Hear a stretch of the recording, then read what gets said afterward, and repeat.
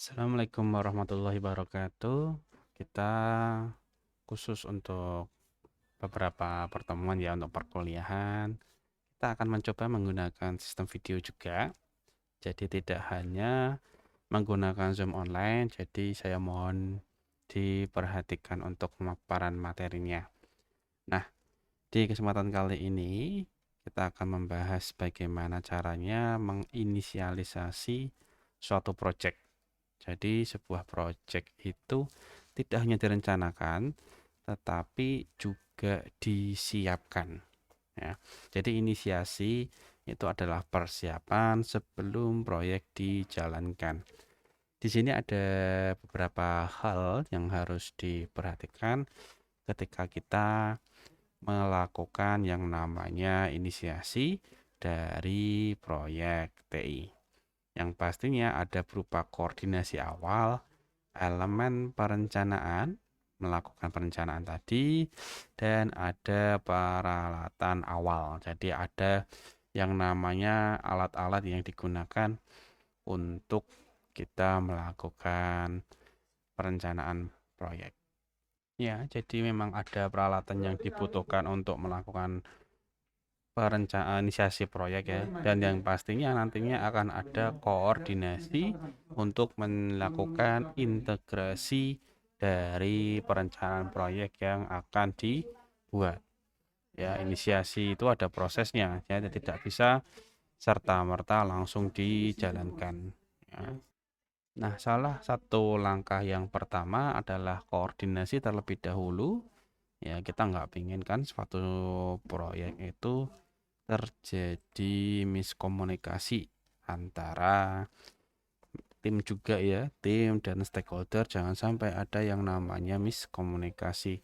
Makanya wajib sekali melakukan yang namanya koordinasi awal, yang isinya adalah penjelasan terkait dari keseluruhan misi stakeholder atau perusahaan yang berkaitan dengan proyek yang dijalankan ya. Jadi tidak bisa ya, yang tidak berkaitan dengan proyeknya ya. Rapat peluncuran proyek adalah koordinasi awal yang menjadi simbol komitmen. Jadi ada sebuah rasa tanggung jawab pertama kali ketika rapat itu dilakukan ya. Ini hampir sama kayak serah terima ya, dari stakeholder ke tim proyeknya. Keberhasilan dari pertemuan alias rapat tadi tergantung pada tujuan dan atau objektif dari proyek yang dilakukan. Kalau memang proyeknya adalah berkaitan dengan software ataupun jaringan, maka saya rasa tujuan dan objektifnya pun jelas ya, antara mendesain software atau mendesain dan membangun jaringan. Itu adalah salah satu contohnya. Kemudian yang dibahas dalam rapat peluncuran proyek itu tidak boleh lagi membicarakan soal rencana. Jadi sudah mulai fix kita akan mengeksekusi proyek yang sudah dibuat ya. Jadi tidak boleh berencana lagi. Nggak boleh bikin jadwal, nggak boleh bikin anggaran. Yang akan dibahas adalah bagaimana menjalankan proyek yang akan ditindaklanjuti ya. Nanti akan ada rapat-rapat dari setelahnya itu ya. Itu adalah rapat pencemaran. Kemudian ada hasil rapat yang didapatkan ketika kita merapatkan peluncuran proyek tadi berupa lingkupan teknis ya. Kalau software kita rasa sudah jelas ya. Software ya software, jaringan ya jaringan. Nanti kalau software berarti berkaitan dengan development pemrograman. Kalau jaringan berarti dia berkaitan dengan topologi, tempat, geografis, dan lain-lain. Kemudian ada bidang dasar tanggung jawab kinerja di masing-masing peserta. Atau lebih kita istilahnya ya yang paling mudah adalah daftar tanggung jawab dari membernya atau anggota tim. Kemudian akan muncul jadwal keseluruhan sementara. Jadi jadwal realnya sudah muncul termasuk anggaran yang dijabarkan. Nanti dari situlah kita bisa memulai suatu proyek, ya. Nah, selain dari rapat peluncuran, ada juga yang namanya rencana komposit. Ya, rencana komposit ini merupakan rencana yang dibuat per unitnya yang menerima sebagian tanggung jawab dari proyek. Nah, berbeda dengan perencanaan yang di awal, rencana komposit ini dibikin oleh per individu atau unit yang dijadikan atau yang akan membahas mengenai pencapaian tanggung jawab. Jadi dari situlah kita bisa tahu tanggung jawab suatu unit atau suatu tim dari proyeknya. Nah, di dalam rencana komposit itu sendiri isinya bukan hanya hari, tanggal, durasi saja seperti layaknya Gantt chart, tetapi lebih berisikan ke deskripsi tugas yang diperlukan, perkiraan anggaran dan jadwal. Jadi nanti di dalam rencana komposit tidak hanya durasi saja, tetapi ada biayanya untuk pelaksanaan jadwalnya, ada deskripsi tugasnya, entah itu implementasi, desain, ya dijabarkan dalam bentuk komposit nantinya, ya. Nah, nantinya rencana-rencana ini diteliti alias dicek oleh kelompok, ya. Jadi ada beberapa kelompok yang akan melakukan cross checking. Jadi tidak hanya satu kelompok saja yang boleh ngecek, tapi cross checking, saling mengecek satu tim dengan satu yang lainnya. Nah, nanti setelah sudah oke, barulah digabungkan menjadi yang namanya rencana proyek komposit. Jadi rencana proyek komposit itu adalah rencana gabungan yang sudah disepakati oleh semua kelompok. Jadi memang sudah semua kelompok, ya. Jadi tidak individu lagi, tidak A, B, C, D. Nah, ilustrasinya adalah seperti ini, ya. Jadi ada rencana kelompok A, kelompok B, kelompok C. Kalau semuanya sudah di ACC atau sudah diterima, maka digabungkan menjadi rencana komposit. Nah, rencana komposit inilah yang nantinya dijadikan acuan untuk pelaksanaan proyek timnya, ya. Itu adalah rencana komposit. Nah, rencana komposit ini kalau dia tidak di ACC, ya, itu tidak sempurna. Ya, jadi harus di ACC dulu rencana komposit itu. Kalau tidak di ACC maka dianggap tidak sempurna, ya. Nah, karena memang membutuhkan persetujuan untuk memperkuat rencana, dan ketika ada manajer senior yang melakukan pengesahan untuk dilanjutkan secara formal. Jadi memang di dalam manajemen proyek itu memang ada formalitas. Dan itu memang sesuatu hal yang wajar apabila kita bekerja sama dengan perusahaan-perusahaan besar. Tapi kalau sekelas startup, ya, hal ini direkomendasikan saja, ya, tapi ya sebaiknya dilakukan, ya, rencana komposit. Jadi ini ada pertahapannya dalam melakukan pembuatan rencana komposit. Yang pertama adalah ACC dulu dari kelompoknya. Kelompok 1, 2, 3 kalau sudah menerima diberikan ke PM-nya, project manager alias ketua tim, dan barulah diberikan ke manajer senior. Itu kalau kita bermain dengan perusahaan besar, ya. Karena kalau perusahaan besar memang dia agak ketat dalam pengurusan proyek karena berkaitan dengan uangnya, ya. Nah, hasil akhirnya tadi rencana komposit ya, rencana komposit yang sudah komplit dari anggaran, jadwal, biaya, aktivitas, kemudian dijadikan sebagai rencana master alias baseline, ya, atau kita bilangnya adalah rencana A. Atau kalau istilah dari baseline ini adalah bahan dasar atau rencana dasar yang nantinya bisa dikembang menjadi rencana yang lebih baik lagi. Jadi memang bisa dikembangkan lagi rencana-rencana, yaitu bisa menjadi rencana A, rencana B, rencana C, itu menggunakan baseline ininya alias rencana dasar. Setelah fase perencanaan selesai, akan lebih bermanfaat jika dilakukan tinjauan pasca. Jadi memang post planning itu wajib dilakukan yang namanya pengecekan atau review.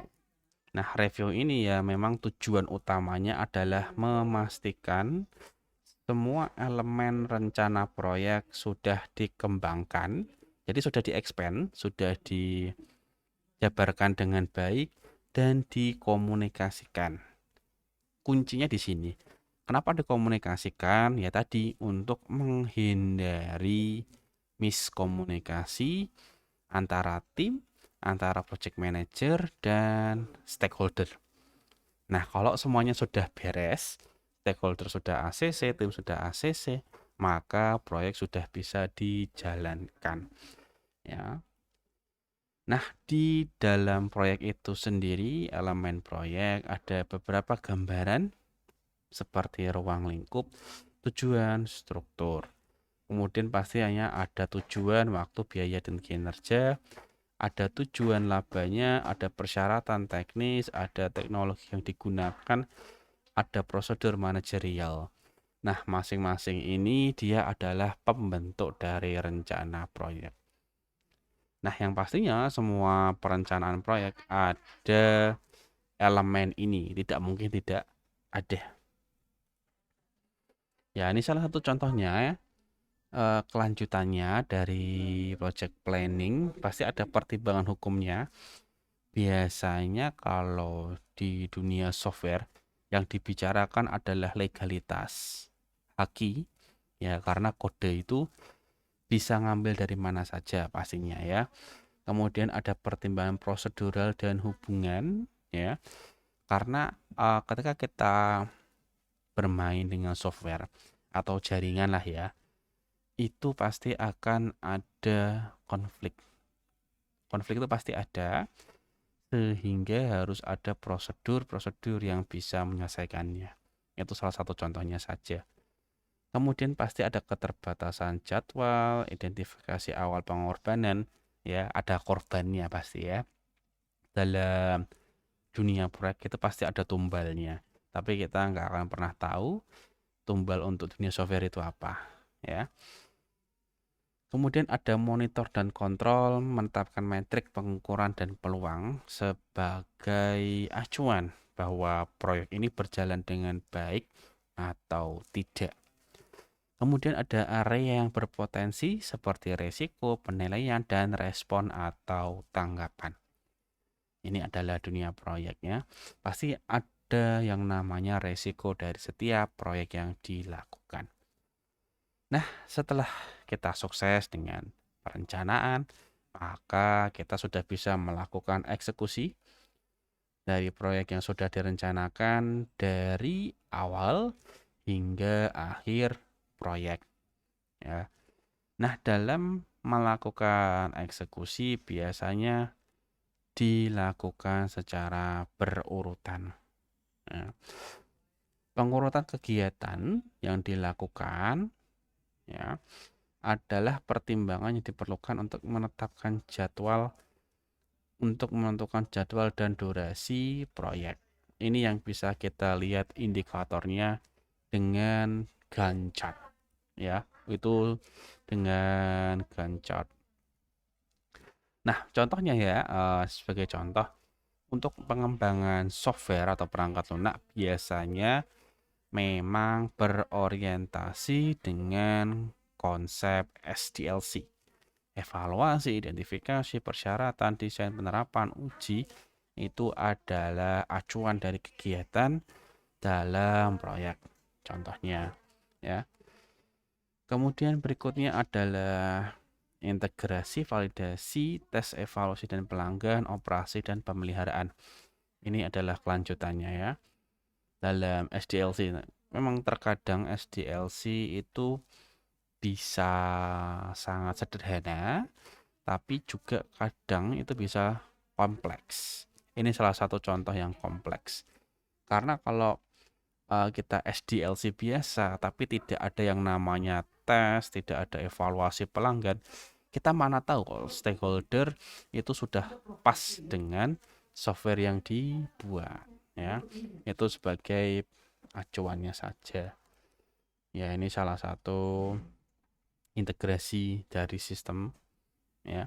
Nah, dari proyek yang dibuat ya pasti ada yang namanya integrasi sistem yang dimana punya 3 tujuan: kinerja alias apa yang dikerjakan sistem, efektivitas ya optimal apa kinerja yang dilakukan oleh sistem, yaitu sebagai persyaratan, dan biayanya pastinya ya.